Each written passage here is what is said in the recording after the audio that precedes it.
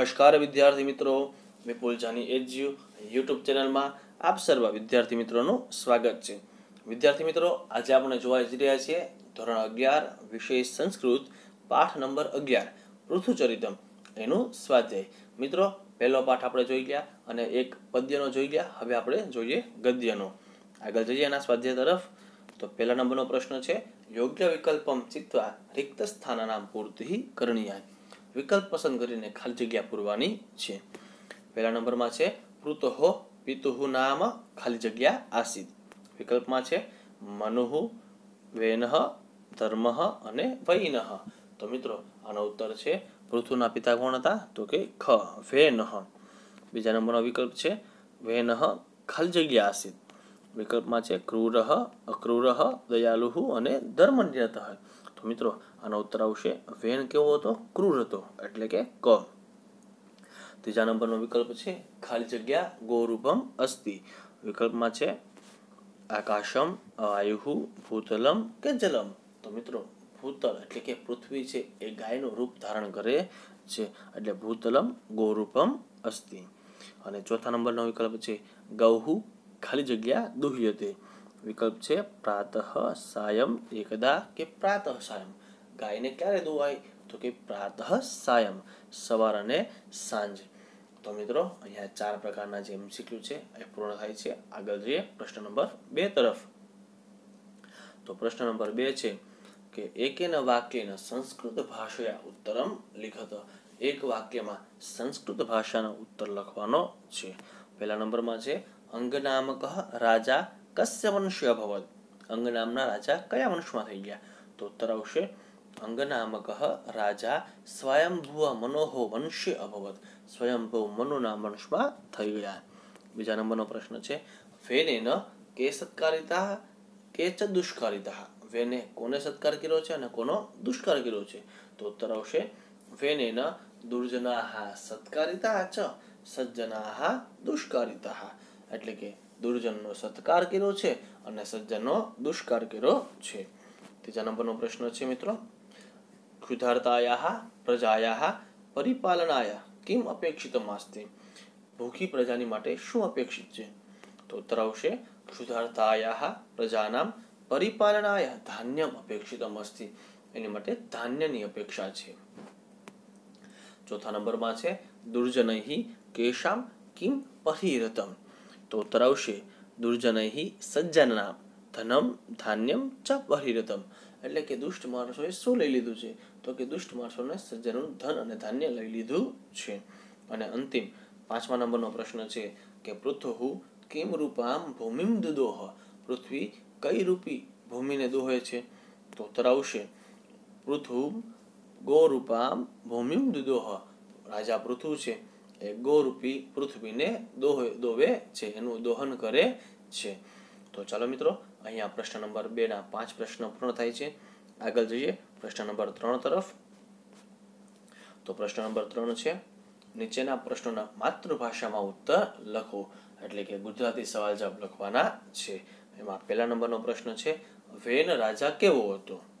તો ઉત્તર છે વેન રાજા ક્રૂર અને અધર્મમાં રચ્યો પચ્યો રહેનારો હતો।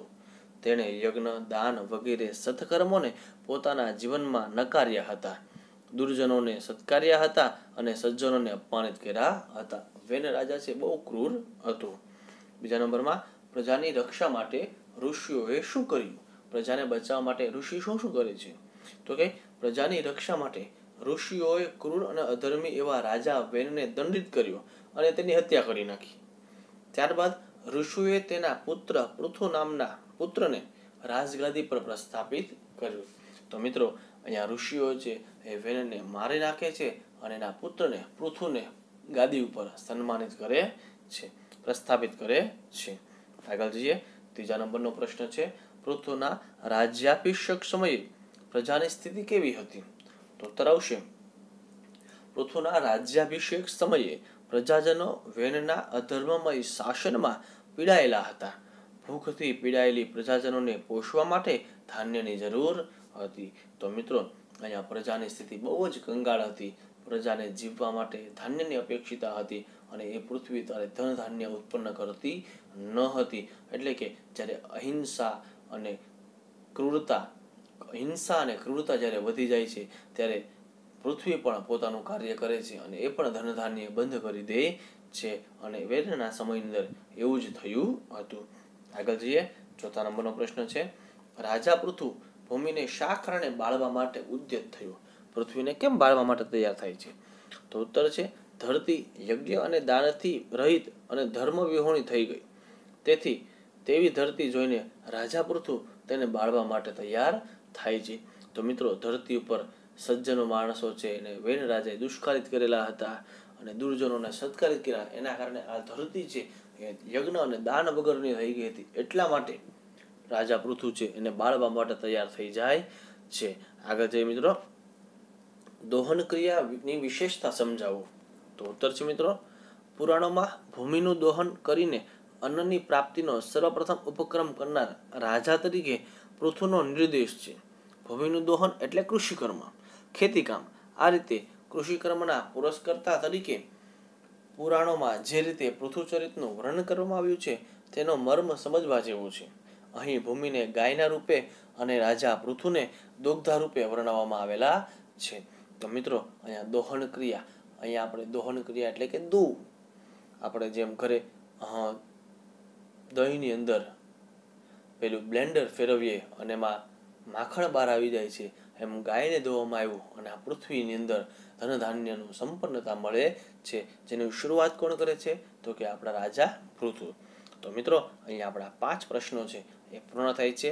આગળ જઈએ પ્રશ્ન નંબર 4 તરફ. પ્રશ્ન નંબર 4 છે, સમીક્ષાત્મક નોંધ લખો. ટૂંક નોંધ લખવાની છે. એમાં પહેલા નંબરમાં છે રાજા તરીકે પૃથુ. તો એનો ઉત્તર આવશે મિત્રો, દુરાચારી અને અધર્મી રાજા વેનને દંડિત કરી તેની હત્યા કર્યા પછી ઋષિઓએ તેના પુત્ર પૃથુને રાજગાદી પર બેસાડ્યો. પૃથુ દયાળુ અને ધર્મનિષ્ઠ હતો. વેનના ક્રૂર શાસનમાં પીડાયેલા પ્રજાજનો ધર્મનિષ્ઠ પૃથુ રાજાના રાજ્યાભિષેક વખતે ત્યાં ઉપસ્થિત રહ્યા. ભૂખથી પીડિત પ્રજાજનોના પોષણ માટે અનાજની આવશ્યકતા હતી. એ પૂર્ણ કરવા માટે રાજા પૃથુએ ભૂમિનું દોહન એટલે કૃષિકર્મ, ખેતીકામ કરી પ્રજાજનોનું પૂર્ણરૂપે પોષણ કર્યું હતું. તો મિત્રો, અહીંયા રાજા પૃથુની પાસે પ્રજાને આશા હતી અને એને પૃથ્વીનું દોહન કરી અને પ્રજાજનોનું પોષણ કરેલું હતું. આગળ જઈએ. બીજા નંબરની ટૂંક નોંધ છે, ગાય તરીકે ભૂતલ એટલે કે પૃથ્વી તરીકે ગાય. તો ઉત્તર આવશે, ગાયને દોહીને દૂધની પ્રાપ્તિ કરવામાં આવે છે અને પ્રજાજનોની ભૂખ શાંત કરવામાં આવે છે. ભૂતલ એટલે ધરતી. ભૂમિ ભૂતલ રૂપી ગાયનું દોહન કરવું એટલે કૃષિકર્મ, ખેતી કામ કરવું. આ કૃષિકર્મ વડે જ પ્રજાની ક્ષુધા શાંત કરી શકાય એ તો સર્વવિદિત છે. પ્રસ્તુત પાઠમાં ધરતીનું દોહન કરીને રાજા પૃથુએ પ્રજાજનોની સેવા કરી હતી એમ કહ્યું છે. તો મિત્રો, રાજા પૃથુએ પૃથ્વીરૂપી ભૂમિનું દોહન કરી અને પ્રજાજનોને સંતોષકારક એમની સેવા કરેલી હતી. આગળ જઈએ ત્રીજા નંબરની અંદર. તો આપણા અંતિમ પ્રશ્નનો અંતિમ ટૂંક નોંધ છે કે પૃથ્વીની દોહન ક્રિયા એટલે કૃષિ. તો ઉત્તર આવશે મિત્રો, ભૂમિનું દોહન એટલે પૃથ્વીની દોહન ક્રિયા, ભૂમિનું દોહન એટલે કૃષિકર્મ. આમ કૃષિકર્મના પુરસ્કર્તા તરીકે પુરાણોએ જે રીતે પૃથુચરિત વર્ણન કર્યું છે તેનો મર્મ સમજવા જેવો છે. અહીં ભૂમિને અર્થાત પૃથ્વીને ગાયના રૂપે અને રાજા પૃથુને દોગ્ધા ગોવાળ રૂપે વર્ણવવામાં આવેલા છે. તો ચાલો વિદ્યાર્થી મિત્રો, અહીંયા આપણું જે દોહન ક્રિયા એટલે કે રાજા પૃથુવાળો પાઠ પૃથુચરિત, જેમણે આ ધન ધાન્યથી રહિત જે પૃથ્વી હતી એનું દોહન કરી અને પ્રજાને ફરીથી ધન ધાન્યથી સંપન્ન એવી ધરતી કરી આપી, એવા પૃથુચરિત્રનું વર્ણન અહીંયા પૂર્ણ થાય છે. એનું સ્વાધ્યાય પણ મિત્રો આપણે પૂર્ણ થાય છે.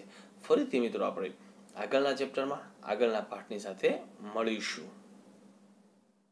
વિદ્યાર્થી મિત્રો, આ ટોપિકને લઈને કોઈ પ્રશ્ન હોય તો તમે કોમેન્ટ બોક્સમાં કોમેન્ટ કરી શકો છો. અને મિત્રો, હજુ સુધી તમે અમારી ચેનલ સબસ્ક્રાઇબ નથી કરી તો સબસ્ક્રાઇબ કરી નાખજો, જેનાથી આગળના વિડીયો તમને સમયસર મળતા રહે.